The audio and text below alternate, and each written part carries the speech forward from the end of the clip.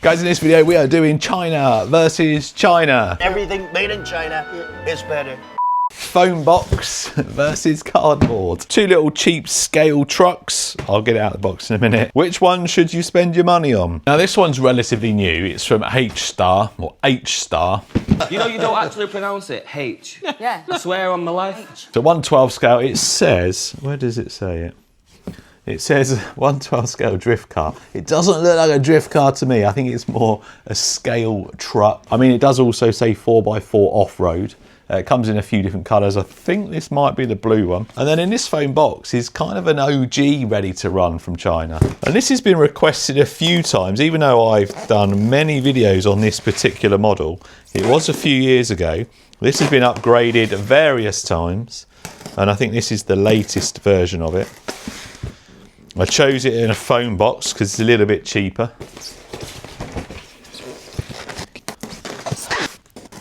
Oh my word. What's going on? Ah, it's round the top. There we go. Ladies and gentlemen, I present to you the MN Models MN99S. Many years ago, I'd done a good few videos on this. And at one point, it was the best little scale RTR you could buy. Or the best cheap scale RTR you could buy. Still as bouncy as it was before.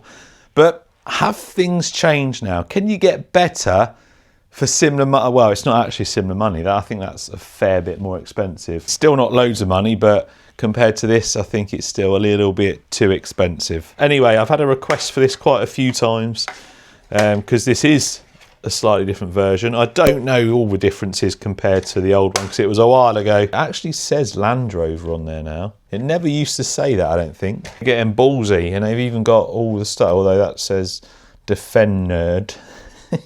Defend Nerd. So funny, it made me choke. This one comes with a little 1500 milliamp hour 2-cell LiPo. Lithium ion. You get MN Models janky controller. Yeah.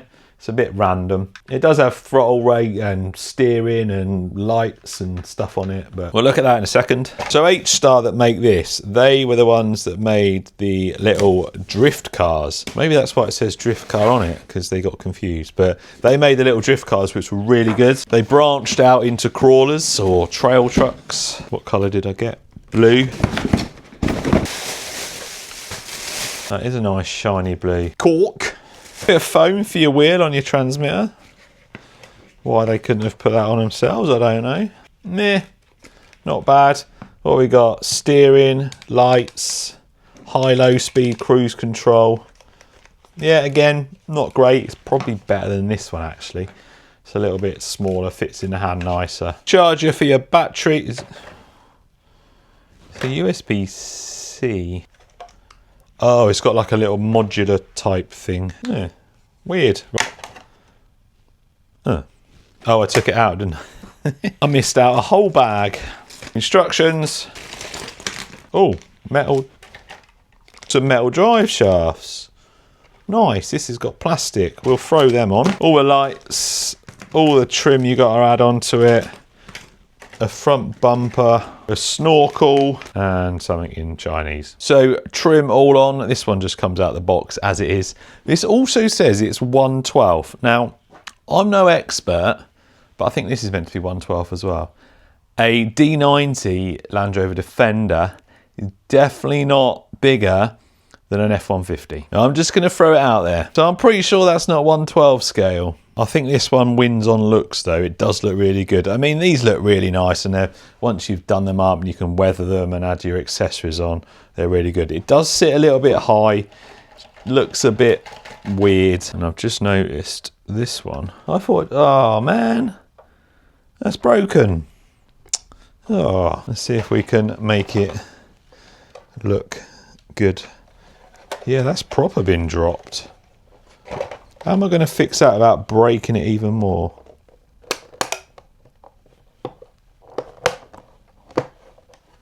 Right, there we go. Opening doors, full interior, nice moulded parts all over it. You got lights up here, wing mirrors. No mirrors. Back opens as well like that. You got the load bed, friction dampers, bouncy bouncy. This one, moulded parts all over it, lights on it, roof rack, even bouncier suspension. Full interior, but the doors don't open, so interior in there, but no opening doors. Actual spare wheel on the back. Rear lights that look like they're wired in, which is good. Underneath is pretty similar. Plastic links, that is a 4-link front and rear. That is also a 4-link front and rear. This came obviously with the metal drive shafts in the box. I don't know if that's an option. This comes with metal drive shafts straight out of the box. Metal gears in there. I've not opened this one up to see, but presuming they're metal in there. Yep, metal gears in there. Both of them are servo on axle. Tyres feel really soft on this. They feel like they might have some foams in there. These again, quite soft, and they also feel like they might have some foams in. Very similar compounds and feel in fact, I'd say the tread is also pretty much the same. And yeah, that's it. Right, batteries have charged. You can see all the lights on this one. We've got a lot of lights on this one as well. Both have indicators. Not sure if you can turn them off or have them as hazards. You can have them flashing on this as well. This also got a switch on the transmitter. Off. Oh, off or on. Hold it. Ah, there we go. So if you hold this one, you get hazards. Also got lights at the rear. Same with this. We've got brakes. No, we've got reverse though, have we? A bit weird. Steering, a little bit quieter on this. Relatively smooth, but not much angle. This has got more steering by the looks of it. So throttle, it has got a throttle rate button. And that's slower.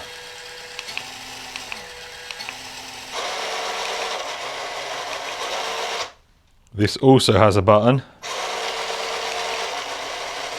Right, let's see if the buttons make a difference to how it drives. That's in the faster speed.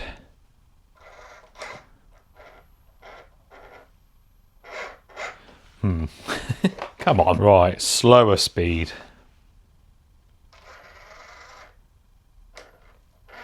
Oh, I don't think that made much difference. Sometimes on these cheaper ones, pressing it does give you more low speed control. Right, this is on normal setting. Bit noisier this one. Having to put quite a bit of throttle in it, like a lot of throttle in. That's like almost full. Right, just before we get to full throttle it goes. Does that change it? Oh no, it doesn't. That's a lot of throttle again.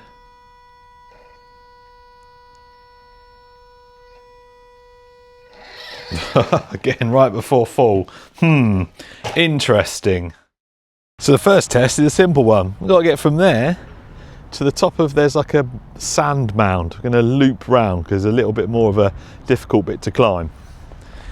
Nice and simple. And we'll see which one does it the smoothest. I keep them both in the higher throttle rate. I don't think it makes a difference, so you can tell straight away this one isn't that smooth low down. It's already stuck. Bit more throttle. Quite bouncy up the top end. It sits quite high. On the throttle a little bit more again. Gonna go up and then loop round. Hopefully I can keep roughly the same line for the F-150 as well. Yeah, this is struggling on that throttle control. I'm having to really give the throttle some input to get it to climb. Got an easy bit now because it's going down.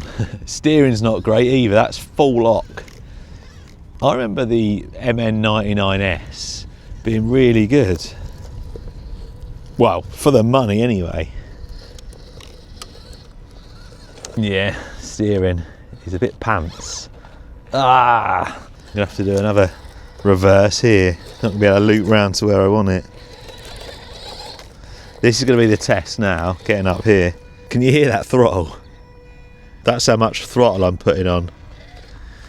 About 50% or a bit more than 50%.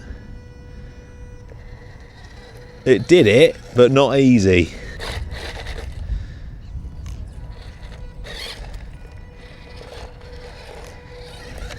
about it. Oh, right, we'll leave it there.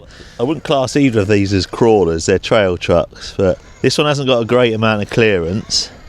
Although straight away I can kind of notice the throttle is a little bit better. Definitely a bit better. It's a lot quieter as well. Let's see how it gets up here. I think this is the right way. Oh, no problem. Steering's not great on this either.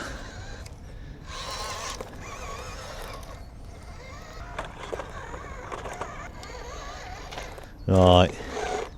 Oh, here we go. How is it going to do this? I'm at about not even a quarter throttle. Quarter throttle. Oh yeah. I think we got a winner already.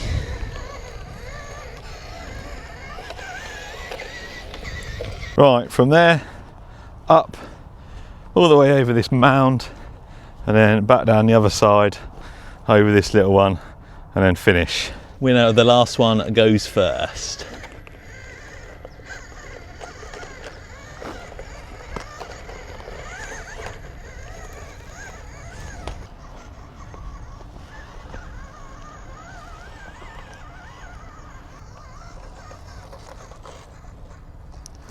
We've got a drag brake, let's have a look. Let go of the throttle. Yep, nice.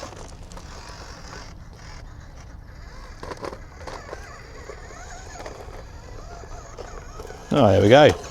Pretty easy. MN models, let's go.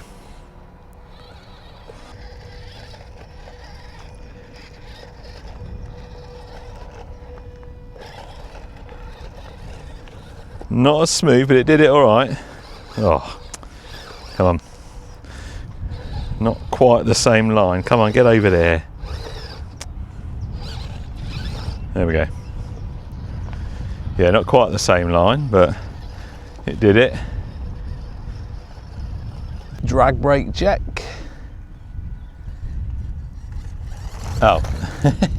Let's try pressing that throttle rate. Yeah, it does. That's what that throttle rate does then. Well, at least we found a use for it. Right, back in the normal throttle rate now. Oh, struggled a bit there. Yeah, no. Clear winner again is the H-Star. You just need to put too much throttle input on that, on the MN. It's not controllable enough. Straight climb up.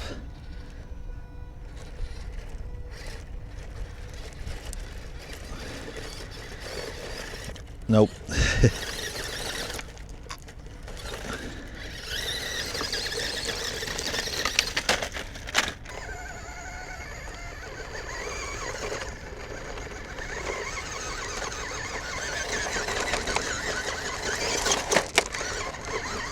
Yeah. There's a cruise control function on that as well. You hold the throttle and then you hold that button. Hang on. Look.